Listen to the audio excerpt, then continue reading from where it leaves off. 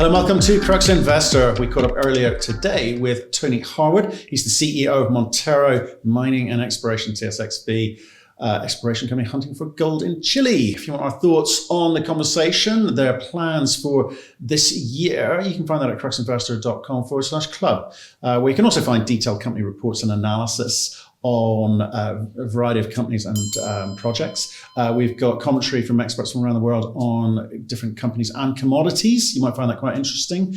And summaries of other interviews that we've done to save you some time, plus training courses to help you with your own diligence process. Plus, the exciting bit is a thriving community of investors sharing their thoughts and ideas with each other in a nice, safe, friendly environment. If that sounds nice to you, go and try it at cruxinvestor.com/club. And we'd love your feedback too. So do give us a like, we appreciate it. Leave your comments below. We'll get back to absolutely everyone.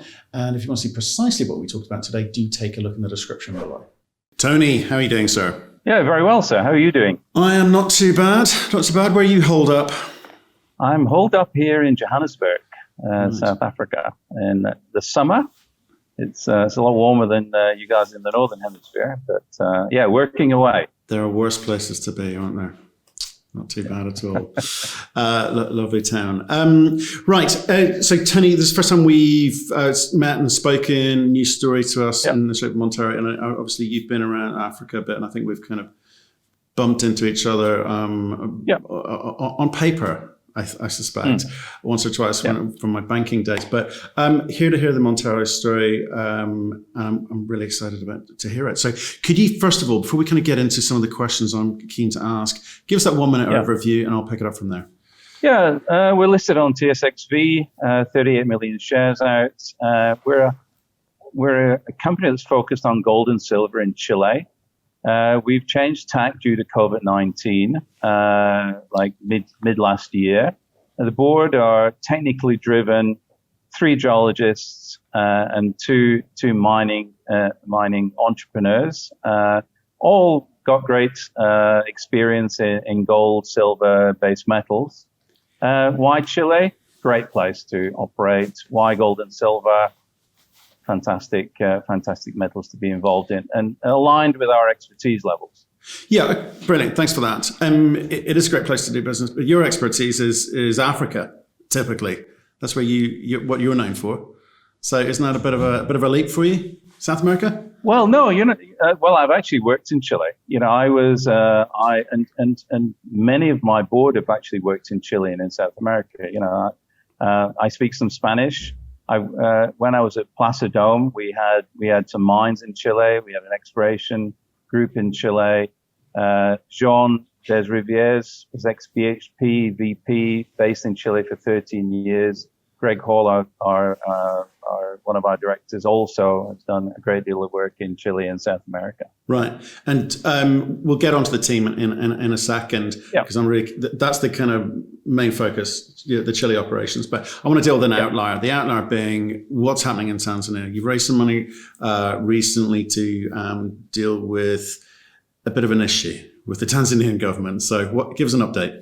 Yeah, well, fundamentally, the Tanzanian government, as any government can do with revoked retention licenses, ours wasn't the only one. There was a blanket revoke of these licenses.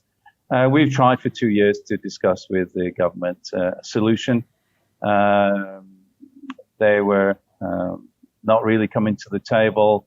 We then invoked a bilateral treaty between Canada and Tanzania. We've made a big discovery there, a rare earth discovery, spent over $12 million on the property. It was our fiducial duty to follow our rights and take the government to court. We've managed to secure some litigation funding. It's not something that we really want to do. We wanted to resolve it, but in fact, we had no choice. So it's looked after. We're not spending a great deal of time on it. It's been looked after by lawyers, and we hope there's going to be a solution soon. Right. I mean, fiducial duty is one thing. $2.3 million raised for litigation, but what's the best possible outcome there? I mean, arguing with the government over something, it's usually futile, isn't it? Are you just going through the motions? No, it's a pretty strong bilateral treaty. And it's the positive. The positive thing is, it's bringing the government to the table. The government's got a lot of internal issues it's dealing with. We just want resolution. We want a mining license. We just want to develop a project which we discovered in Tanzania. It's a great asset, and but we're waiting for the dialogue to happen and some resolution. Right, and just gives you your expertise because you know Africa really well. Okay, you're based there, right? So obviously we saw that back in, I think was it 2017ish that these moves were happening. And as you say, it wasn't just you; it was a bunch of companies affected. Do you think we're going to see more of that in Africa, where governments they want their fair share? They're going to demand their fair share from mining companies going forward. Do you think they deserve more? I think it's a matter of the law, and it's a matter of abiding by the law. In Tanzania, I don't think any of the companies that had their license revoked did anything wrong. There was a license scheme there for a specific purpose. I think with Africa, I think relies a great deal on its natural resources, whether it's agriculture or it's mining and exploration, and it needs investment. I think we've seen lots of turmoil within political systems in different countries in Africa. Yes, I'm an expert in Africa, but however, in 2017, 2018, we were already picking up a property in Chile, which we can talk about later. I knew the country, I know the country, I've got people there that work for us. But coming back to Africa, great continent, lots of development opportunities, stability. And, that's what any investor is looking for, whether it's an exploration or mine development or in production. So that's the name of the game in mining. It's not a 2 or 3 year operation. It's a 25, 50-year operation. So you need legal stability, and it's really up to the governments of Africa really to work that out and what's best for their individual countries.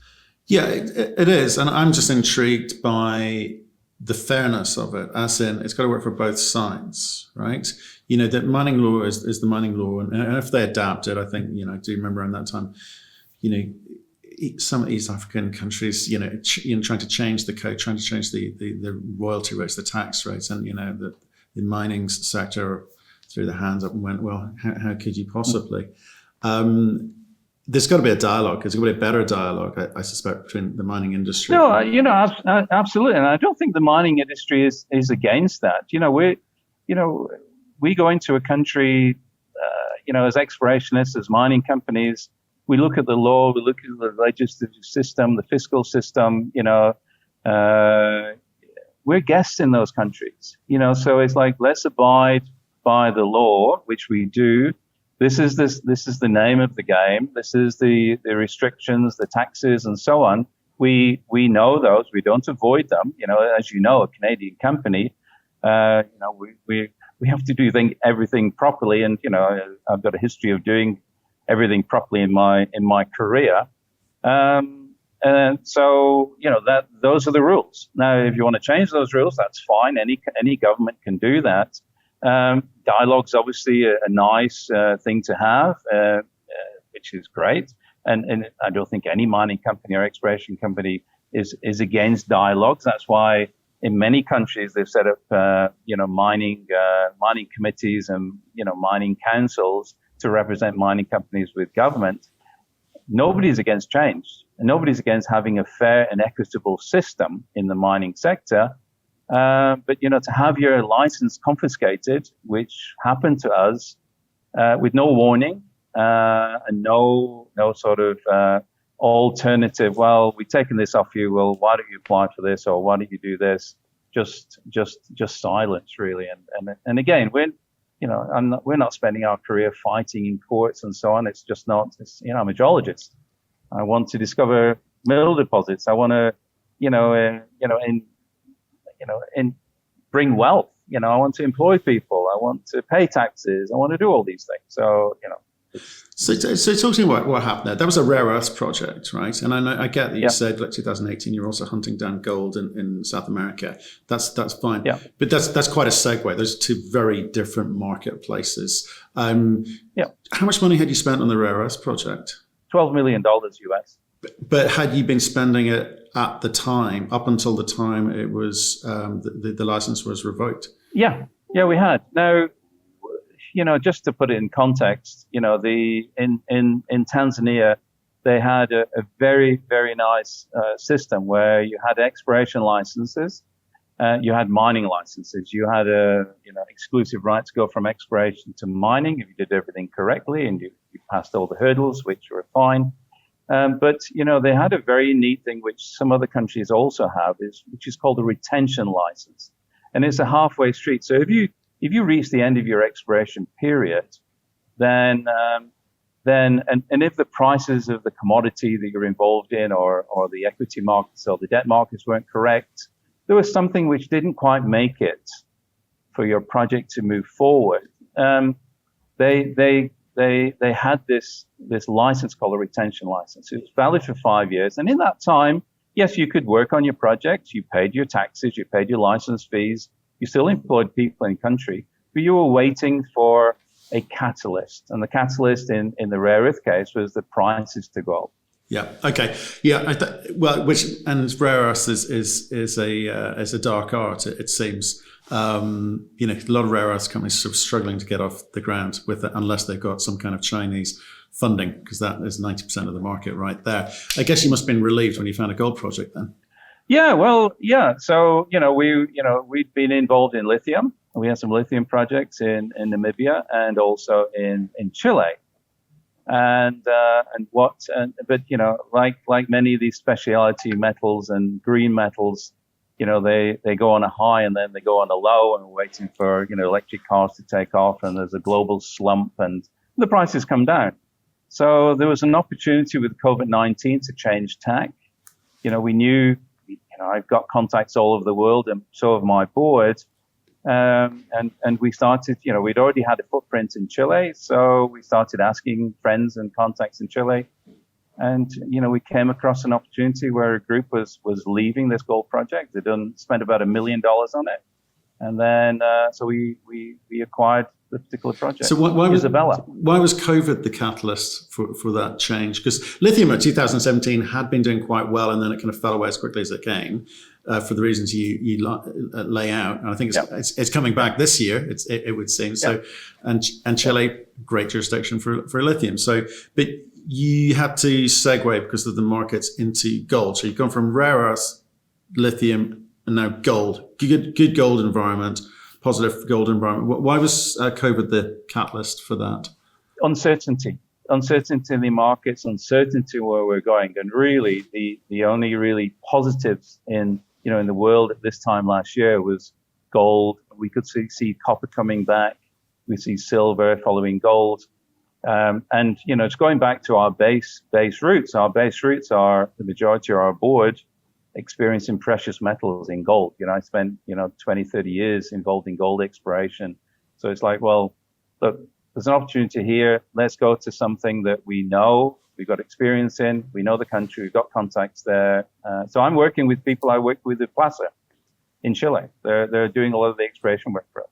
Okay, and you've still got the lithium assets? We've still got the license in northern Chile, but we left the lithium license, so now we've taken that an area close to that, which is actually a copper molybdenum property. Okay. And the reason for that is while we were exploring for lithium, we got approached by some copper companies because it was in a prime copper area. And so while we were discovering it, we made a discovery of lithium in the Atacama. We were approached by copper, so we thought, well, let's just apply for a copper license in the area, and we got that, and so yeah, that's how we moved on. Okay, we can get it. Juniors, they're made of nimble, expert people who take opportunities where they can, and we can do that. I understand that. Agile, nimble, lovely. Yep. Let's talk about Isabella, your gold project. So how did you find it? Where did you find it? How did it come to be, and how have you financed it? It's just the network of myself and my board, trolling, talking to people, in Australia, talking to people in Europe, other people in Africa, North America, and South America. You go to talk to your friends. You say, "Look, I'm looking for some opportunities here in gold," and it was just serendipity. A group was looking at a gold project and also a base metal project. They decided to follow the base metal. Say, well, we've got this gold property. I think it's got real good legs, but we've got a better opportunity to follow. So we made an acquisition. They'd spent over $1 million on the property. It's early stage, so they'd only just really done sampling on the surface, but good grades at surface, and we snapped it up and did the due diligence and acquired it. When was this? This is in Q2, Q3, 2020. Right. Okay. So it's really early days. So you've raised a little bit of money. Just I think what was it, about 2.5 million in the end? Correct. How are you going to deploy that? Drill. Good man. Okay. We're gonna drill, and I promised, our capital. We had to upsize the capital raise. We were just going to go for 2 million, and then we got some quite a lot of interest, so we upsized it to 2.5. So the capital raise took a bit longer. So we closed the capital raise in November. I promised our shareholders and our new shareholders that we'd be drilling before Christmas, and we did. So we started sort of the second week of December drilling. We were drilling through Christmas. We put out a press release a couple of weeks ago. We're probably halfway through that drilling. On the ground. We've got a team on the ground, admin, as well as geologists. We've got a core shed. We've got contracts with drill companies. We've got an agreement with local landowners to access the properties at 600 meters above sea level. Lovely part of the world to be able to work. Yeah. Right. Okay. And so what exactly have you got? Is this some kind of earn-in, or have you bought it 100%? I mean, no, we bought it at 100%. Right. Yeah, we've got it 100%. So, so the property is divided into three. There's the part of the property which is 100% owned by Montero or its subsidiaries in Chile. There's another property where we own 85% and local partners got 15 and carried to feasibility study. And then we're earning into another part of the property, which is we're earning into 85%. And we should have earned that by probably this time next year. Right. Okay. So noticed a press release from October last year. Surface samples look good. Some eye-catching numbers there. Good grades. But also some fairly average grades too. So are you starting to build a picture up there? Yeah, these are quartz veins. They're sheeted quartz veins. So you'd expect nuggets in this. You expect high-low values and low values.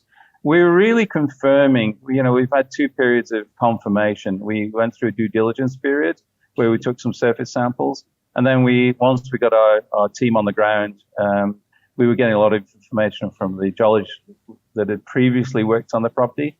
And yeah, we're certainly confirming what we've seen before with our assays and the grades that have been announced. Yeah, we're getting pretty familiar with the property, and much to the extent that we've delineated 4 drill targets with an additional drill target that you might have seen just recently that's come out of that work. Okay, so more drilling, more assays to come. You'll be announcing that over the next few weeks and months. Yeah. Fantastic. Talk to me about this team that you've got. Very technical team. Okay, I know a couple of names on there, Mr. Levy, because I think we spoke to one of his companies, Generation, a couple of weeks ago. What have they done? Where have they created value for shareholders before? We've had some of our board have generated value by taking exploration projects up the value curve and selling the company, right? Some of our board have made significant discoveries, in South America, actually in Chile. I mean, significant discoveries, like huge deposits. And some of our board have made probably 3 gold discoveries and 1 iron ore discovery. We're technically driven. We've all worked for the majors. We analyze projects. We analyze the geology. We do things thoroughly. So that goes down to the team on the ground. And, we're very fortunate in picking up a really great team on the ground. So I'd say, the team has made discoveries. The board have made discoveries. We've created value from that by selling companies and selling projects. So that's how we create value, through exploration and the great technical backup that we've got from our board that relays itself to our team on the ground, some of which we worked with before, adds great value. Great value. So how do you move a company like this? What are you, about 30 million market cap at the moment? You've got a couple of $1 million in the bank, and you're drilling. It's early stage. It's kind of difficult. It's a very difficult stage in the sense that you haven't got the capital to do the things that you know you want to do, but you don't want to go and raise the money because you don't want to dilute yourselves yet until you know more. And there's a ton of 30 million market cap companies around, all saying the same thing. So what's your approach? Discover a gold mine. That's our approach. I mean, there's no two ways about it. We're at Isabella to make a discovery, which we want to become a mine. We want to create resources, and part of that, this southern part of the Andes, low altitude, good infrastructure, lots of water. Our project's around 600 meters above sea level. We can work all year round, good access. It's largely been untouched by the majors. Majors looked at it probably 20, 30 years ago. There's some mines down in the southern part of Chile. We're not far from us. Some small mines and some pretty big mines. Yamana's got a big mine there. So it's producing over 100,000 ounces a year. You've seen some mid-tiers like Fresnillo in the area, picking up grassroots areas. North of Chile, northern Chile, Atacama, pretty full up with mines and lands being taken by majors and mid-tiers and juniors. We're reasonably free in southern Chile. We're already looking at consolidating. We've done some consolidation around Isabella. We've taken up some applications, and we're looking at some other opportunities. Some old mines that really have seen very little modern exploration, gold exposures at surface. It's a pretty attractive area to focus in on. No, very much is. But I'm trying to work out how you approach the market, because you're great. All of you have got a good track record technically. But in terms of the market, who's the person that's going out and driving that? Because you're going to need to come up with some great drill results or some acquisition or something big that people are going to take notice of to stand out. And then you're going to have to go and fund it, right? So who's that person? What are they doing? I'm doing as much as I can. Oh, there he is. Right, that'll be you then. Forget, we're quite a small group. Yes, we've got some people on staff who look after IR and look after North America, but really, we've come from a really tough time these last 10 years. Yes, we've seen the rise of rare earths. Yes, we saw the rise of lithium, but really we've really not been in a good market for exploration companies. So we're really, really lean and mean. And not mean in a horrible way, sort of mean in a very nice way. We don't take big salaries. We've all got positions as equity holders in the company. We all participated in the financing rounds. We believe in what we're doing. We believe in our skills. We believe in this part of Chile. We're not here just as a slam. This is this year's flavor of the month, and next year we'll go to some other place. We think there's real opportunity, and our board have got experience here in Chile, and we think there's great opportunities in southern Andes here. Yeah, you are surrounded by a few big names and big players, well, and small ones too. So the right postcode. Given the gold market, precious metal, well, I think silver's still going, but gold's come back a bit since Christmas. Not quite sure what's happening there. Not quite sure what's happening with Bitcoin either, quite frankly. But there's a very sort of confusing time in the marketplace with, we've seen GameStop do its thing and different ways of people squeezing the market. Do you think you've timed this right? Are you going to be able to go and get more capital? Yeah, I believe so. Because I think, I know, to have a board as we do, to have a management team as we do, you don't find many companies of our size with that sort of pedigree. COVID times, it's tough operating in anywhere in the world. I haven't been to the project site. I was in Chile, earlier last year, but I'm on Zoom calls, every day with our team. We've had a drone up in the air looking at the project area. We've encouraged our geologists on site with some of the experience that we've engendered with them, whether it's by email or it's whether by call. So, so I think, in these uncertain times, certainly of travel, to have an in-country team that have, experienced geologists, 20, 30 years experience, who've worked with majors, who we worked with before, is, we're not hampered by travel. Obviously I'd love to be on the ground, and our technical board would also love to be on the ground there. But, I take great comfort in that. Skills base, expertise, able to explore, and it's a great place to operate in. Yeah, for sure. Can you just give us a sense of what you're going to be doing this year? I get the drill bit, but what are you after? What are you seeing? So what do you know which enables you to go, okay, there's where we're going to target, there's where we're going to drill, and what's your expectation of what is there? Well, okay, so I think there's two things. Number one, we need to drill Isabella. We need to see, are these values, these high values we're finding on the surface, and are they repeated at depth? Are we seeing sheeted vein complexes? So we need to gain some encouragement from the drilling, and that's going to then lead to further programs at Isabella.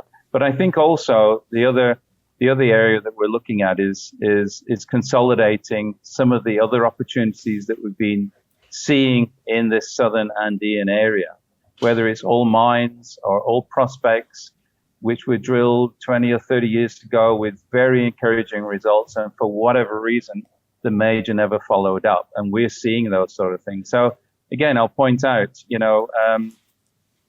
lots of available ground in the area, lots of very nice early stage targets. And I'd have to stress that these are early stage targets, but they're all encouraging. And, and again, with our expertise on the board and with our expertise on the ground, going through all those methodical things you do when you've got lots of experience, really looking at the rocks, doing the proper analysis, doing the geophysics, following up with geochemistry, doing things in a sort of orderly, but in a very fast way, because we're a junior, we can do that in order to create value with this money that we've got. And we want to make it, double the value of the company in the next year at least. Brilliant. Tony, look, I appreciate you running through that story for us today. Well, also lovely to meet you. Your reputation precedes you. Stay in touch. Let us know how you get on. We will look out for some of these assay results as they come out. So pick up the phone and let us know how you get on, okay? Thanks, Matt. I just want to remind you, we're a technically driven, highly experienced board with a management team in Chile. We've got a great asset, high values at surface. The majority of the money is all going into the ground. We want to drill, we want to discover. So that's the takeaway story. We're consolidating it in Chile in gold and silver in the southern part of the Andes. We're very, very excited. Thank you.